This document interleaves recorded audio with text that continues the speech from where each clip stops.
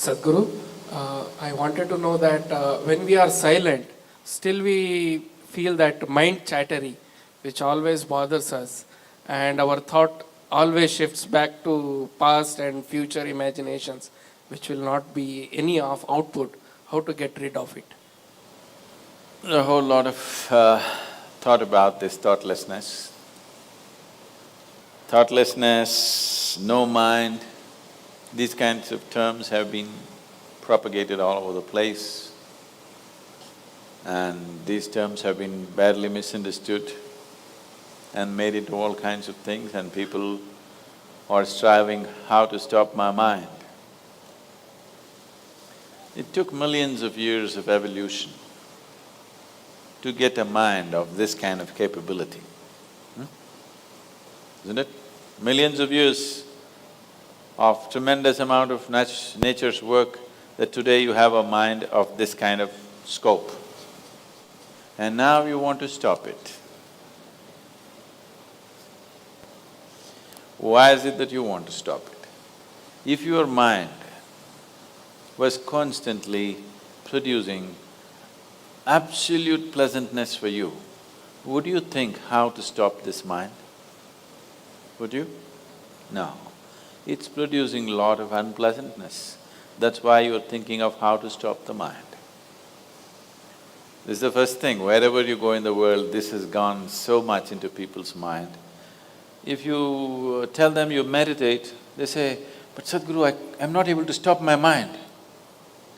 I said, that will happen only after you stop your kidneys, liver, heart. You stop all these things, then the mind will also stop. Do you want it to stop? No. Then why do you want the mind to stop? Why do you have such a horrible prejudice against the mind?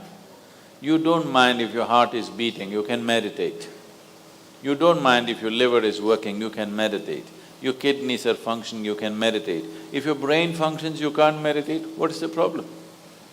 You seem to have something against intelligence, isn't it?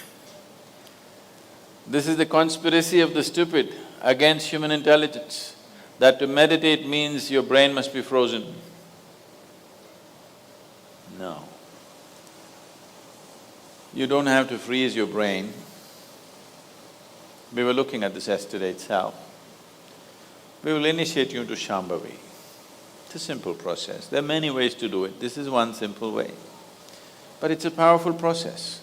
If you sit here, you will see your body is here, your mind is somewhere, who you are is somewhere else. Once there is a space between you and the mind, then what the mind is not doing, what the mind is doing is not even an issue. It is like you're stuck in the traffic jam. You're struggling through the traffic. That's one experience. Suppose you're either standing on Chamundi Hill or you're floating in a hot air balloon and look down at all the traffic. Very peacefully, traffic. Why? There's a distance, isn't it? When you're in it, traffic is a different experience. From really high up there, sitting in a hot air balloon, you look down, you can't even hear the sounds. Looks wonderful, traffic, isn't it? Yes or no? Because there's a distance. So once there's a distance between you and your mind's activity, mind is not a problem. Mind is a miracle, it is not a problem.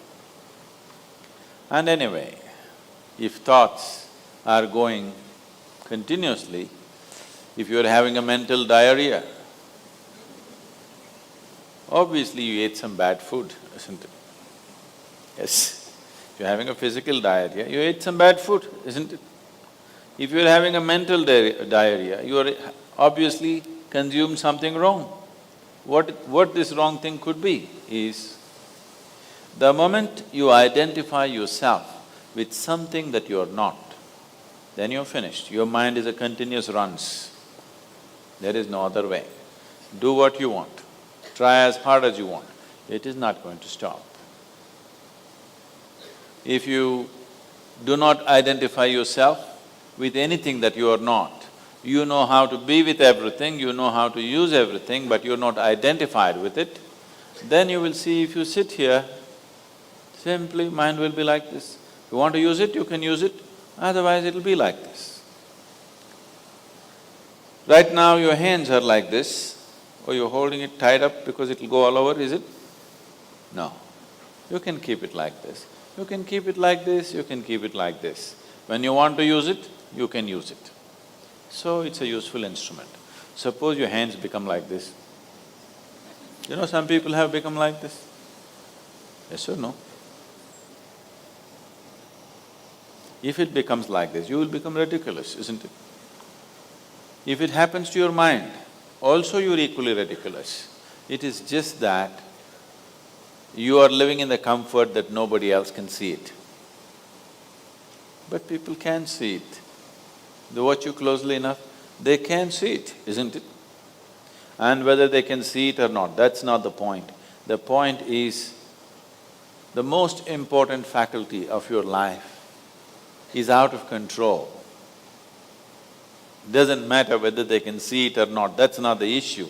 The issue is, the most important faculty in your life is out of control, doing its own rubbish all the time, not doing what you want it to do. So, if you have to be freed from this ailment, you should stop eating bad food.